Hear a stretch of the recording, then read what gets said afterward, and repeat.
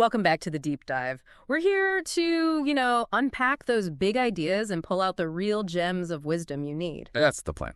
Today, we are diving deep, really deep, into a book that's honestly captivated millions. It's inspired huge life changes, often with this kind of mystique around its secret to success. Yeah, it does have that reputation. So our mission today is simple. Get past that surface layer and really reveal the core insights. We want to know, can a book written, nearly a century ago, still hold the blueprint for achieving things today? That's exactly the question we're tackling. Our source material today, it's key excerpts from Napoleon Hill's Think and Grow Rich, a really powerful piece of personal development literature that, like you said, has just resonated for generations. Right. And this isn't just, light reading. It lays out a whole formula, a detailed philosophy for actually achieving things. So in this deep dive, we're going to really explore the content, uncover how all these different principles aren't just standalone ideas. They actually interlink, they build on each other, and they create this, surprisingly powerful and actionable roadmap for success. And the story behind the book itself is pretty remarkable. It kicks off with Andrew Carnegie, right, the industrial giant. Mm-hmm. He basically makes this proposition to a young journalist, Napoleon Hill. Carnegie believed he'd found this kind of magic formula for massive success in his own life and others he observed. Right, he saw a pattern. Exactly. Yeah. And he didn't want that knowledge stuck with just a few people. So he gives Hill this monumental task, spend 20 years, maybe even more, researching, compiling, and getting ready to share this formula with the world. 20 years. Just imagine. I know. His vision was to make it accessible to everyone, especially folks who might otherwise just feel like, failures without some kind of guide. Yeah. And Hill, amazingly, he accepted. He took on this massive challenge. And, the book is proof he kept his promise. It really was an ambitious undertaking. Carnegie's whole idea was to, democratize this knowledge, make it widely available, especially for busy people, those who just don't have the time to sit around figuring out how the wealthy make money. Yeah. Makes sense. And what's really crucial is that this formula, it wasn't just theory, it was tested, rigorously tested by thousands of people. Literally almost every walk of life, Hill says, over those 2 decades before he actually finalized the book. So proof in the pudding, basically. Not just an idea, but a method that worked. And the impact was dealt pretty quickly, even before the 20 years were up. Oh, absolutely. This secret, as he calls it, got passed around to over 100,000 people during that initial phase. Right. And the results, even back then, were apparently quite staggering. Like what? Well, the book talks about some using it to build huge fortunes, really life-changing money. Others applied it differently, creating, real harmony in their homes, finding peace and balance. There's even this specific story about a clergyman who used the principles so effectively that his income shot up to over $75,000 a year, which back then... $75,000 for a clergyman. That's... Exactly. Almost unheard of. It just shows the kind of profound shift it could create. What I find really interesting and maybe, a bit controversial for some listeners is how the book claims this secret is actually more important than any which one receives through what is popularly known as education. Right. That's a bold statement. It is. Now, Hill isn't saying formal school is useless, but he uses some pretty striking examples to back this up. He does. Like John Wanamaker, the department store guy. Yeah. He famously said his schooling was like scooping it up as it runs, like an old train taking on water. Yeah. Or Henry Ford, of course. Reportedly, never even made it to high school. Right. Yet both these guys, they reached incredible heights, made fortunes, and pretty much dictated their own terms with life. Hill's point isn't that formal education is bad, but that it's not the essential requirement for mastering and using this secret. Okay, so there's another kind of knowledge. Yeah, he's pointing to a different, maybe more fundamental type of knowledge and, crucially, application that lets people rise high regardless of their diplomas. That's a really interesting way to frame it, especially now in our world that's so focused on credentials. And that really brings us to the core mission of our deep dive today. We're going to meticulously break down these concepts from the book. Exactly. We'll illustrate them with those really memorable stories and case studies Hill uses so well. And see how they connect. Precisely. Discuss how these ideas aren't isolated. They link up, they build on each other, creating this whole cohesive philosophy for personal success. We'll also touch on, potential controversies or different ways to look at it. And most importantly, explore the practical side. Mm-hmm. How can you actually use this stuff? We want you to walk away with actionable insights, not just theory. So, yeah, get ready to maybe rethink a few things about achievement. All right, let's dig in. We start with what Hill calls the absolute foundation, the non-negotiable starting point, a burning desire. And he's clear, this isn't just like a wish No. or a preference. It's described as this intense, definite craving, the very first step for any kind of achievement. That's it. And the key word there is definite. Hill really hammers this point. It's not enough to vaguely want to be rich. He'd say you need to know how rich, define what you'll give in return for it, and set a definite date for when you intend to possess it. Okay, specific. Very specific. And the story of Edwin C. Barnes and Thomas Edison is such a powerful illustration of this. Barnes had this burning, definite desire to work with Edison, not just for him, but with him. Right, a partnership. Exactly. But he had two massive problems. First, he didn't actually know Edison. Second, he had zero money for the train fare to get to Orange, New Jersey. Sounds like a non-starter for most people. Pretty much anyone would have stopped there, right? But Barnes's desire was that burning, definite kind. It was so intense, he decided to travel by blind baggage, Meaning? sneaking onto a freight train, basically. Wow, okay. So he finally shows up at Edison's lab looking, as Edison later said, like an ordinary tramp. But Edison saw something in his face. He said Barnes looked determined to get what he had come after. Edison saw the desire. He did. Edison, a guy who judged character for a living, basically. Yeah. He believed that when a man really desires a thing so deeply that he is willing to stake his entire future on a single turn of the wheel, he is sure to win. So he gave him a shot. He gave him an opportunity, yes. And that definite desire led to this long, incredibly successful partnership. It totally proved Edison's gut feeling about Barnes' determination was right. It just highlights that raw, unbending desire as the, ignition point. That really sets the stage. And it makes me think of another story from the book, the one about R.U. Darby. It kind of shows the flip side, right? Yeah. What happens when that desire, or maybe the persistence it fuels, just falters? Yes, the classic 3 feet from gold story.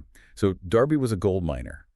Poured everything he had into it, and then he stopped drilling just 3 feet from gold. Oh, painful. Incredibly painful. He failed right before hitting the jackpot, just because he gave up too soon.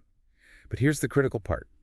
He learned from that awful experience. He applied it later as a life insurance salesman. How so? He constantly told himself and others, I stopped 3 feet from gold, but I will never stop, because men say no when I ask them to buy insurance. That mantra, that conscious use of a past failure, gave him what Hill calls stickability. Stickability, I like that. It transformed him. He became one of this tiny group, fewer than 50 guys at the time, selling over $1 million in life insurance every year. His failure literally taught him the persistence he needed. He turned a loss into this massive gain in character and fortune. There's another really vivid story Darby tells that gets at this strange power of intense desires. Quite memorable. It really is. He talks about seeing this small, colored child, as the book puts it, confront his uncle. Now, this uncle was known for having a fierce temper, a big, imposing guy. Okay. And this child, defying, all the social norms of the time and place, steps right up, looks the uncle in the eye, and just screams, "My mammy's got to have that 50 cents." Wow, bold. Incredibly bold. And the uncle, despite his temper, he just stops, slowly puts down the barrel stave like a piece of wood he was holding, and gives the kid the 50 cents. Just like that. Just like that. Huh. Darby was amazed. How did this seemingly powerless child completely dominate his intimidating uncle? What was this strange power, this irresistible power she used? The book suggests it's a force you can stumble upon, linked to intense, definite desire, and it promises to show you how to tap into that force using its principles. It's a really raw, almost primal example of burning desire getting a very real result. So, from that burning desire, the book moves to the next crucial piece, which can feel a bit abstract for many people. Faith. Mm-hmm. But Hill doesn't frame this just as, religious belief. He talks about it as a specific state of mind, something you can actually develop deliberately. And that's a really key distinction he makes. Faith, in this context, is a state of mind. Hill argues you can develop at will, especially once you've mastered the other principles. He uses a deeply personal story to show the power of desire backed by faith. It's about his own son. Right, the son born without ears. Exactly. Born without any physical sign of ears, and the doctor said he'd likely never hear or speak. But Hill held on to this burning desire for his son to have a normal life, to hear and speak. And through sheer persistence and unwavering faith, he made a discovery. What was it?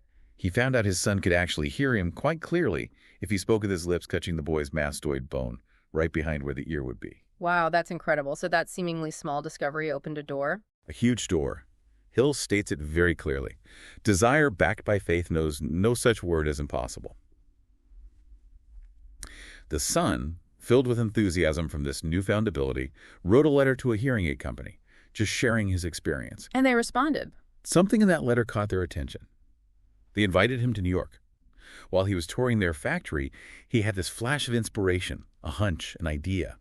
And this impulse, this thought, miraculously turned his affliction into this huge asset. Wow. It led to ways to help thousands of others with hearing issues, bringing them happiness and, yes, generating money too. Hill calls it nature becoming a bridge builder over the Gulf of Silence, and he attributes it directly to his faith mixed with the desire and his son's absolute belief. It's a powerful case for how belief tied to desire can unlock really unexpected solutions. It's amazing how Hill treats faith almost like a practical tool, not just a spiritual idea. He argues that, religion often tells people to have faith, but doesn't explain how to get it. Exactly. And the book suggests that faith is a state of mind. You may develop at will after you have mastered the 13 principles. How? Through self-suggestion or auto-suggestion. Okay, explain autosuggestion a bit more. It's a core mechanism in the book. The idea is one comes finally to believe whatever one repeats to oneself, whether the statement be true or false. So the thoughts that dominate your mind, especially if they're charged with emotion, become these powerful forces that direct your actions. So you can reprogram your own thinking. That's the principle. It suggests even things like a lack of self-confidence can be overcome, timidity turned into courage, by deliberately feeding yourself positive thought impulses, writing them down, memorizing them, repeating them consistently until they sink into your subconscious and become automatic. But it's not just the words, right? You mentioned emotion. That seems critical. Absolutely critical. The subconscious mind, which is key here, apparently responds best to thoughts or spoken words which have been well emotionalized with belief. Plain, flat, unemotional words. They don't really register, according to Hill. But he warns this ability isn't free. There's a price. Everlasting persistence. You can't just dabble. The reward, whether it's money consciousness or any other goal, is earned through this consistent emotionalized effort. Makes sense. He also draws a deep connection to love. The emotion of love is seen as closely akin to faith. It helps transform thought impulses into their spiritual equivalent. He even notes that the influence of a woman's love back of nearly every one of the outstanding men he studied, love, in this sense, creates a kind of magnetic attraction for higher thought vibrations, like a spiritual amplifier. That leads us to another really profound example of faith in the book. Mahatma Gandhi. This is just an astounding illustration of what collective faith can achieve. It truly is. Gandhi, at his peak, wielded more potential power than arguably anyone else alive, and he did it without any traditional power tools, no money, no armies, no battleships. So how did he do it? Hill says he created it out of his understanding of the principle of faith and through his ability to transplant that faith into the minds of 200 million people. 200 million. This massive influence allowed all those minds to coalesce and move in unison as a single mind, achieving things military force couldn't. Hill even controversially connects the business depression of his time, the 1929 crash aftermath, to a widespread lack of faith.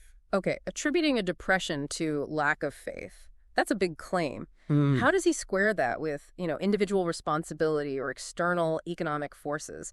Because that could sound a bit like victim blaming to some. That's a really fair point, and it's important to see it through Hill's lens, which is fundamentally about the power of the individual mind. Even when acting collectively, he isn't dismissing external factors entirely. Okay. But he's arguing that the dominant mental attitude of a whole population can significantly shape its economic reality. He sees faith, or the lack of it, as a primary driver. His point is that individuals and groups can choose to cultivate faith, direct their thoughts, and thereby influence their circumstances. It's really about agency, personal and collective, even when things look bleak. Right, taking control of the mental atmosphere. Exactly. And then there's the story of Charles M. Schwab and J.P. Morgan. This brings that definite purpose and belief right down to the world of huge financial deals. Yeah, this shows how faith and purpose, channeled through personality, can create massive financial results. Totally. Schwab, known for his magic of personality and, his persuasive eloquence, got J.P. Morgan interested in forming the giant steel trust. This was an idea others had dismissed as basically a delirious dream. So what did Schwab do differently? He didn't just pitch an idea. He walked into that meeting with Morgan carrying 6 sheets of copper plate figures, all meticulously handwritten by him. These weren't just random numbers. They represented the concrete physical worth and the potential earning power of every single steel company he believed was essential for this new entity. He brought the data, the proof. Exactly. He wasn't just talking aspiration. He was communicating his definite purpose and vision, backed by absolute belief and tangible data. Morgan, a finance guy, could see the solid results laid out. This led to a deal that completely transformed the steel industry and supposedly added $600 million in value, directly because of Schwab's application of this formula faith, mixed with definite plans and personal magnetism. Okay, so we've covered the bedrock, desire, and faith. Now let's shift to how these ideas actually get formed and executed. Starting with knowledge. What does Hill say about knowledge that might surprise people? This is where the book really pushes back against common assumptions, maybe even more so today. It states very clearly, knowledge will not attract money unless it is organized and intelligently directed through practical plans of action to the definite end of accumulation of money. Okay, unpack that. Knowledge isn't power. Not quite. He says knowledge is only potential power. It only becomes actual power when you organize it and aim it deliberately at a specific goal. And he argues this is the missing link. In education systems, they teach you stuff, but they don't teach you how to organize and use that knowledge effectively once you have it. That feels incredibly relevant today, doesn't it? We're drowning in information, courses, Google searches. But Hill's saying knowing stuff isn't the point. Organized action is.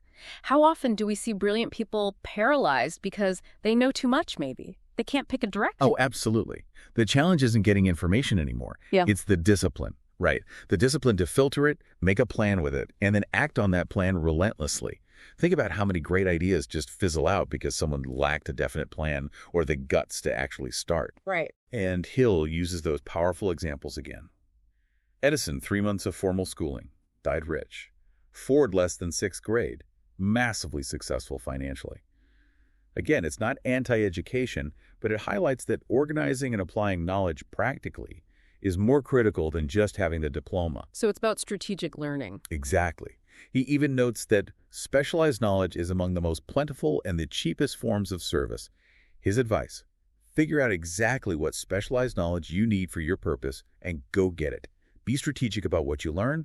Don't just collect facts randomly. That's a different way to think about lifelong learning, and it connects to what employers actually value beyond just the grades. Yes, the book points out that while companies obviously need specialists, accountants, engineers, etc., they're also actively looking for outstanding leaders and activity men among graduates. Personality, ability to work with people, character, these are often valued more than just straight A's, especially for management potential. The so-called soft skills. Right, what we'd call soft skills or emotional intelligence today. He'll also push for things like apprenticeships, summer jobs for students, getting them to choose a definite future course early on. And for people needing new skills later in life, he recommended night schools, correspondence courses, flexible options that often provided great support. He saw that changing economies, like the Depression he wrote in, forced people to adapt and learn new things. That's still incredibly relevant today with how fast jobs are changing. Absolutely. This idea of applying knowledge strategically really comes through in his section on marketing personal services, especially the plan presentation. This wasn't just sending a resume. It was like a whole strategic campaign decades ahead of its time. It really was revolutionary for its era. He tells his story of a young man whose detailed, planned presentation got him hired as a junior executive, but at an executive salary. It basically shaved off like 10 years he might have spent starting at the bottom. And Hill wasn't a fan of starting at the bottom, was he? No, he really challenged that idea. He argued it often kills off ambition, gets you stuck in a routine, a rut. He actually suggested it's better to aim for 1 or 2 steps above the bottom right away so you cultivate the habit of looking for opportunities, not just doing tasks. So challenging that traditional pay your dues mentality. And the Dan Halpin story really shows this planned approach in action. It does. Dan Halpin, who managed the famous Notre Dame football team under Knute Rockne back in 1930, found himself in the Depression job market. Tough times. He took a commission-only sales job selling hearing aids, something Hill notes anyone could start at. Right, low barrier to entry. But Halpin didn't just show up. He created this meticulous planned presentation detailing his qualifications, what he could bring to the table, That, plus his sheer tenacity, caught the eye of a rival company, Dictograph. Oh, They called him in, interviewed him, and hired him as their new sales manager. Then his new boss, maybe to test him, just left him alone for 3 months. sink or swim. Pretty much. Yeah. But Halpin, channeling that Rockney spirit, all the world loves a winner and has no time for a loser, he just poured everything into it. In a little over 6 months, he was elected vice president and general manager, a position that usually took years, maybe a decade, to reach. His success came directly from that strategic planning and relentless effort. It showed that where you start doesn't have to limit how fast you rise if you present your value effectively. What's fascinating is how detailed the instructions are for creating this brief of qualifications. It's like a modern personal branding toolkit. It absolutely is. Yeah. He lays out a whole blueprint. Your brief should include education, detailed experience with employer names, photostatic copies of references, not just letters, but copies from employers, teachers, prominent people, a recent photo, and a clear application for a specific position. Never, ever just a job. Be targeted. Extremely targeted. State exactly why you're qualified for that role. And here's the really radical part for back then. Yeah. Offer to work on probation, maybe even without pay initially. Without pay. Wow. That's bold. What's the thinking there? Is it just confidence? It's a massive signal of absolute belief in yourself and your ability to deliver value. You're basically saying, I'm so confident I can make a difference here, I'll prove it before you even risk paying me. Hill says this offer seldom fails to win at least a trial. I could see why. Crucially, you also have to show you've done your homework. Demonstrate deep knowledge of the potential employer's business. Shows genuine interest, imagination, and the brief itself, neatly bound, professionally presented, indicates you're a painstaking person. Hill claimed these methods even got people hired without an interview. That's incredible. This whole new way of marketing personal services, it was pushing for a shift. Employer and employee, as fellow employees, both focused on serving the public efficiently. A huge contrast to the old way of just haggling for the best deal, often, as he put it, at the expense of the public they served. This is where he introduces the idea that the go-getter has passed. He's been supplanted by the go-giver. And this go-giver idea is set against the backdrop of pure greed, like in that striking example of the anthracite coal industry. That sounds like a lesson that's still relevant. Oh, completely relevant. Hill uses the anthracite coal region as this stark case study in economic self-sabotage. He spent months there studying why the industry nearly collapsed. His conclusion: greed on the part of operators and their employees. Both sides. Both sides. Overzealous union leaders driving hard bargains, operators focused only on short-term profits. Together, they pushed coal prices so high, they essentially built up a wonderful business for the manufacturers of oil-burning outfits and the producers of crude oil. They made their own product uneconomical. They killed their own market. Exactly. It perfectly illustrates Hill's point. We are where we are and what we are because of our own conduct. Specifically, he says, because of trying to get without giving. This economic law, he argues, is fixed. You can't appeal it. It applies to individuals just as much as industries. It's a powerful argument that true, sustainable success has to involve providing real value, a service mentality. Okay, so from applying organized knowledge, we move into the realm of pure thought. Imagination. The book makes this huge claim that imagination is basically humanity's only real limitation. It's a bold statement, isn't it? Man's only limitation within reason lies in his development and use of his imagination. He felt his era was incredibly ripe for developing imagination, just full of stimuli. Think about the progress he witnessed. Conquering flight, radio communication, analyzing the sun, understanding the brain, all attributed to imagination. He even predicted coast-to-coast air travel, right? Breakfast in New York, lunch in San Francisco. He did, which must have sounded like science fiction then. And look at Marconi dreaming up wireless communication. Initially, people thought he was crazy, literally had him examined psychologically. Yet his imaginative leap brought the world closer. It just shows the power of imagination, and also how often society resists truly new ideas at first. So does he break down imagination? Are there different types, or is it just one big creative force? He actually identifies two distinct forms. First is synthetic imagination. This is where you rearrange old concepts, ideas, plans into new combinations. You're not creating something brand new from scratch, but working with existing mental ingredients, like inventor combining known parts in a novel way. Okay, remixing existing ideas. Exactly. Then there's creative imagination. This is a really remarkable one, according to Hill. He describes it as the direct link to infinite intelligence. This faculty, he suggests, is what allows you to receive thought vibrations from other minds, even tap into the subconscious. Wow, okay. That sounds... A bit mystical, maybe. But he says the creative imagination functions only when the conscious mind is vibrating at an exceedingly rapid rate, often stimulated by that strong, definite desire we talked about. And importantly, like a muscle, it gets stronger with Huey's E. That link to infinite intelligence does sound pretty out there, but then he brings it right back down to earth with stories like Dr. Gonzalez. Right. Dr. Gonzalez had this burning desire, had a college based on learn by doing, but he needed $1 million to start it, a staggering sum back then. So what did he do? He went to see Philip D. Armour, the wealthy industrialist. But he didn't just ask for money. He passionately pitched his idea, his vision. Hill says the thought impulse back of the money was created in the young preacher's mind in a fraction of a minute. But it was the result of a desire he'd been nurturing for almost 2 years. And Armour bought into the idea. Completely. Captivated by the vision, Armour gave him the $1 million that led to the founding of the Armour Institute of Technology. It perfectly illustrates Hill's point. There is no standard price on ideas. The creator of ideas makes his own price. Ideas as the real currency. Exactly. He pointed to the early movie industry, making millionaires out of people who could recognize good ideas, even if they didn't create them.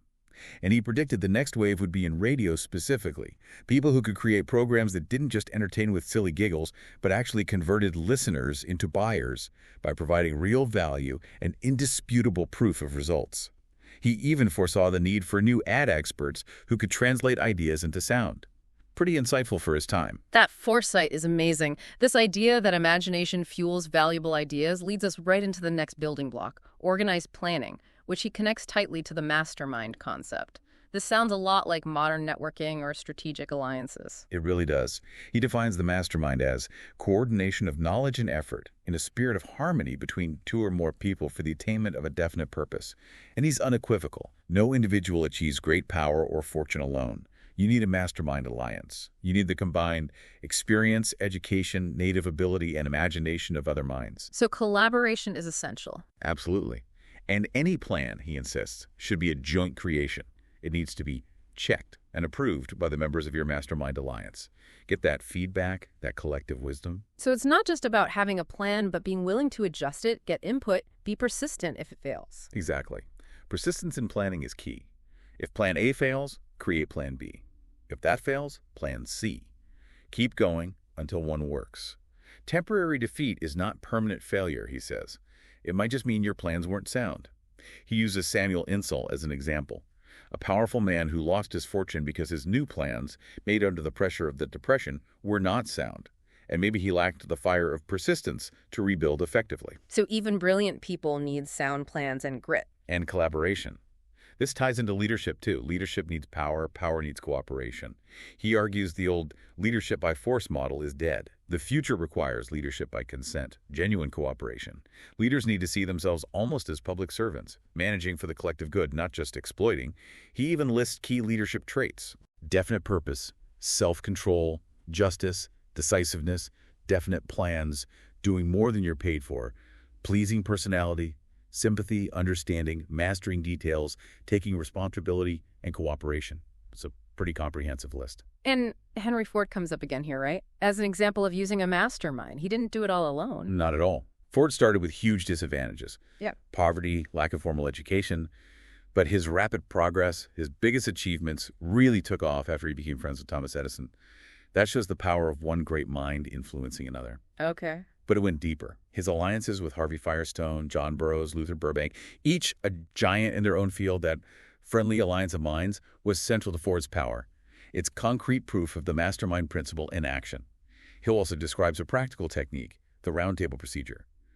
Basically, a group discusses a problem, and ideas seem to come from unknown sources outside individual experience.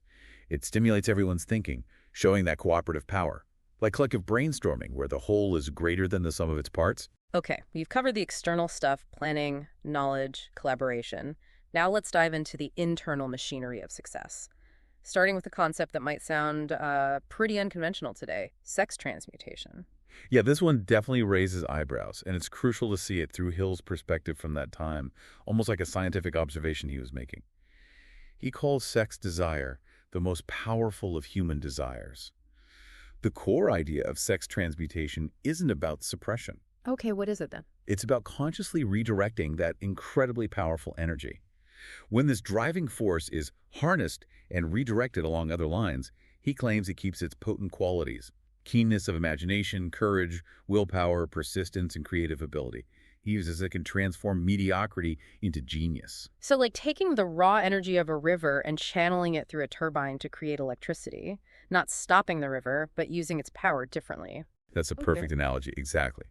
Hill cites research, or what he considered scientific findings then, showing that men of greatest achievement are men with highly developed sex natures who learned this art of transmutation. He also observed that many great fortunes were motivated by the influence of a woman, not just romantically, but as a driving inspiration. Interesting. He defines genius not as, long hair and weird habits, but as a man who has discovered how to increase the vibrations of thought, to access knowledge unavailable at ordinary thought frequencies. And he argues that sex energy, when transmuted, is the main stimulus for this stepping up of vibrations. Why does he think success often comes later in life, like 40s or 50s? His theory is that many men dissipate this powerful energy through purely physical expression earlier in life. They only discover its potential for transmutation later, which then fuels noteworthy achievement. He even gives a practical tip for salespeople. Transmuted sex energy becomes sales enthusiasm. A salesman mastering this directs that powerful drive into their work. He also notes that around ages 30-40, nature tends to harmonize love and sex emotions, leading to more calmness of purpose, poise, accuracy of judgment, and balance. Love itself is seen as spiritual, leaving deep marks, inspiring great things. Even memories of love can lift you to a higher plane of creative effort, sparking life-changing ideas. And he emphasizes the woman's influence. Man's inherent desire to please woman gives her the power to make or break a man. An intelligent woman, he suggests, understands this and manages tactfully, because no man is happy or complete without the modifying influence of the right woman. That's certainly a perspective from its time. Very complex idea about channeling energy. It leads us into the more unseen powers of the mind, the subconscious mind, and the kind of mysterious sixth sense. Right. The subconscious mind is presented as the vital connecting link between the finite-minded man and infinite intelligence. It holds the secret process for turning mental impulses spiritual, and it's the channel for prayer. Critically, again, the subconscious is most receptive to thoughts mixed with feeling or emotion. Emotion is key again. Always. Only emotionalized thoughts have aqueous influence on it. Plain words don't cut it. So you have to deliberately inject positive emotions into the thoughts you want your subconscious to absorb, mainly through that auto-suggestion technique. And mastering this gives you control. That's the idea. Learn to voluntarily influence your subconscious with positive desires, and you hold the key which unlocks the door. You can control it, keep negative thoughts out, because every single thing humans create, Hill states, begins in the form of a thought impulse within this subconscious realm. And then there's the sixth sense, even more ethereal, it sounds like. Hill says it defies description unless you've mastered the other principles. So am I getting this right? It's like this highly developed intuition that only really kicks in reliably once you've disciplined your mind with the other more logical steps, like an inner GPS that emerges from consistent mental practice. That's a fantastic way to put it. I see. Exactly. It's that moment an answer just appears, or you get a hunch that turns out spot on, with no obvious logical trail, but it's built on that foundation of deliberate effort and mastering the other principles. Okay. Hill calls it the medium of contact between the finite mind and infinite intelligence, a blend of mental and spiritual where our mind touches the universal mind. Science hadn't located it, but he believed it was in the brain, receiving thought vibrations, yielding accurate knowledge through non-physical senses, especially when highly stimulated, like in emergencies. He talks about his invisible counselors, right? That Yeah. sounds pretty wild. It does. He describes these vivid, almost real, imaginary meetings with his personal cabinet of historical greats: Paine, Darwin, Lincoln, Carnegie, Ford, Edison, Napoleon, Emerson, and Burbank. He'd interview them in his mind, trying to absorb their best traits: Paine's freedom of thought, Lincoln's justice, Ford's persistence, Edison's faith. Did he think they were real? He said the meetings became so realistic he got scared sometimes, worried he was losing track of reality. But ultimately, he credited these invisible counselors with giving him ideas, guidance in crises, pushing him onto glorious paths of adventure, deepening his appreciation for greatness, fueling creativity, and emboldening his own thought. Developing this sixth sense, he concludes, comes from meditation through mind development from within, and just consistently using the principles. Regularly reviewing the book's concepts, he believed, could lift you to a higher mental state, empowering you to beat discouragement, fear, procrastination, and tap into your imagination freely. Okay, so after laying out all these powerful tools, both internal and external, the book tackles the inevitable obstacles. And central to overcoming them is decision. Decision is huge, maybe the cornerstone of actually making progress. And Hilly argues the value of any decision hinges on the courage it takes to make it. The really big decisions, the ones civilization is built on, often involve massive risks, even death. He uses some heavy historical examples. He does. Lincoln issuing the Emancipation Proclamation knowing it would alienate allies, cost lives, maybe even his own. Socrates choosing poison over compromising his beliefs and acting. Hill says pushed time ahead 1,000 years for free thought. General Lee deciding to side with the South, knowing the terrible cost. And the Declaration of Independence. Right. July 4th, 1776. Yeah. 56 men signing that document, literally staking their lives on freedom. Hill calls it the beginning of the power that would create a nation. He highlights Samuel Adams and John Hancock making that definite decision to defy the British governor, even facing threats of hanging. That decision sparked the mastermind alliance that forged America. These were actions, not just talk. Those are epic examples, but he connects this directly to personal achievement too, right? It's not just for historical figures. Absolutely. He says, by decisions made in a similar spirit of faith, can men solve their personal problems and win for themselves high estates of material and spiritual wealth. He points out that most people just give up at the first sign of opposition or misfortune. Yeah, that's common. But the few who push on, despite all opposition, those are the Fords, the Carnegies, the Rockefellers, the Edisons. He says, persistence is to the character of man what carbon is to steel. It provides the strength. He tells some great stories about persistence too. Yes, Fannie Hurst, the writer, moves to New York in 1915, determined, faces 4 years of struggle, laboring, and her nights hoping. Hope dims, but does she quit? No. She tells Broadway, all right, Broadway, you may whip some, but not me. I'm going to force you to give up. And she did it. Eventually, yes. Sold a story for $100,000 a mass at some then. Kate Smith, the singer, same thing. Saying without money and without price for years, just refusing to quit until Broadway finally gave in and said, basically, name your price. Both women proved his point.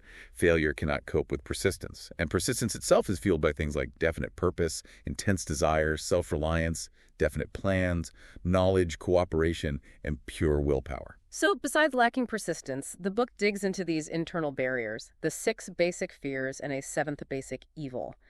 These aren't outside problems, they're the enemies within us. Exactly. These are the real roadblocks. First, and maybe most destructive, is the fear of poverty. Hill calls it the most difficult to master. He traces to our inherited tendency to prey upon his fellow man economically. It's so deep, he says, we need laws just to protect people financially. He even suggests, controversially, that wealth motivates many marriages. This fear crushes ambition, self-respect, makes people feel inferior, a really fundamental insecurity. Okay, what's next? Fear of criticism. This one destroys ambition, self-reliance, and the desire to achieve. We worry what relatives, friends, the public think. It leads to bad marriages, missed educational chances, avoiding business risks. Hill links it back historically to times when disagreeing, especially on religion, could get you killed. So we inherited this fear of judgment that still affects us, even in simple things like wanting the latest car. How many people hide their true beliefs because they fear criticism? A lot, probably. Then ill health. Yes, the fear of ill health. Often exploited, he notes, by patent medicine sellers. He tells how the NYC mayor stopped scare headlines during a flu epidemic, and it helped check the spread, showing the power of collective fear. He mentions experiments making people sick just by suggestion. You look terribly ill. Disappointments in business or love are major triggers. It highlights that strong mind-body connection. Makes sense. What about love? The fear of loss of love. Driven by jealousy, it can wreck relationships, even lead to violence. He uses the huge example of King Edward VIII giving up the British throne for Wallis Simpson. His greatest desire was for love. He found a kindred spirit, chose her openly without fear or apology, despite the consequences. Hill notes Edward could have had a secret affair, avoided the criticism, but was built of sterner stuff. A courageous choice driven by love or the fear of losing it. Powerful example. Old age. Fear of old age. He connects this to fear of poverty later in life, and also to false and cruel teachings about hell designed to enslave man through fear. Plus, fears about losing attractiveness, declining health. It holds people back from new things later in life. And finally, death. The fear of death. Hill calls this one useless. Death is inevitable. He points out insane asylums are full of people driven mad by this fear. His perspective. Matter and energy just transform. They aren't destroyed. He tells a story of a condemned man enjoying his last meal after deciding to accept my fate in good spirit. Decision brings peace, even resignation. The overall message is conquer fears by making definite decisions. Accept death. Live without worry about wealth. Ignore criticism. Embrace aging. Disregard symptoms. Take away fear's power by choosing not to be ruled by it. And beyond those six, there's this seventh basic evil that he says is even more insidious. Yes, the seventh basic evil. Susceptibility to negative influences. He calls this one more deeply seated and more often fatal than all of the six fears. It's subtle, often goes unnoticed. Rich people, he claims, guard against it. Poor people don't. What does it look like? Signs include self-pity, envy, focusing on failure, losing confidence, tolerating negative people or environments, neglecting your appearance, letting others dump their worries on you. The key to overcoming this and really mastering yourself is realizing you have absolute control over but one thing, and that is your thoughts. That's your divine prerogative, your only way to control your destiny. Fail to control your mind, you control nothing. So it comes back to mental control. Always. He gives examples of resisting negativity. Edison, told he couldn't invent the phonograph, knew the mind could produce anything the mind could conceive and believe. Woolworth, told his 5 and 10-cent store idea would fail, knew that he could do anything if he backed his plans with faith and made over $100 million. Washington, told he couldn't beat the British, exercised his divine right to believe. The section ends with a long list of if-f alibis, all the excuses people use. If only I had money, if only the boss appreciated me. That mask a failure to analyze and fix their own weaknesses. It's a strong call for radical self-responsibility. Wow. What an incredible journey through this whole philosophy of achievement. From that initial burning desire, building faith, using knowledge and imagination strategically, harnessing the mastermind, channeling inner energies, and finally, making courageous decisions to conquer fear and negativity. The secret of Think and Grow Rich, it seems, isn't some magic trick. Not at all. It's really about the consistent, disciplined, and crucially emotionalized application of all these connected principles. It really does all circle back to mastering your own mind, doesn't it? It absolutely does, and that's the book's lasting power. It offers this comprehensive, actionable approach. It all starts, he insists, with that intense, burning desire for something definite. Remember, he wrote this addressing the aftermath of the Great Depression, offering a path for people who had lost their fortunes or needed to stage a comeback. He argues that riches, financial, spiritual, mental, material, don't require compromising with poverty. He also talks a lot about opportunity in America. Yes, he highlights American freedom's thought, education, religion, business, travel is creating unparalleled opportunity. He presents capitalists, perhaps controversially for some today, as the brains of civilization, providing the fabric for progress. He clarifies he's not taking political sides, just explaining how organized capital makes modern life possible, using that vivid example of your complex breakfast, sourced globally for pennies, and creates abundant opportunity based on talent and effort.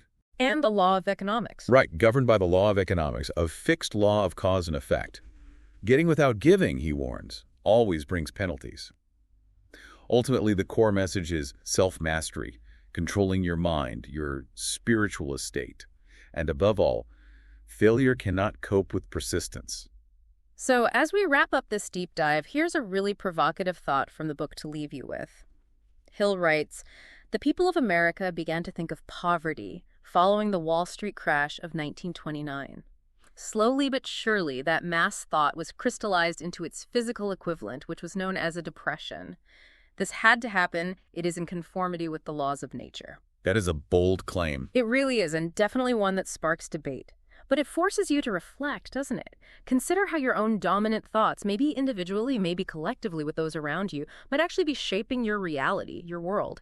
This deep dive into Think and Grow Rich, it's not just about making money. It's about understanding and maybe starting to wield the incredible power of your own mind to create your destiny. Well said. Thank you so much for joining us on this deep dive.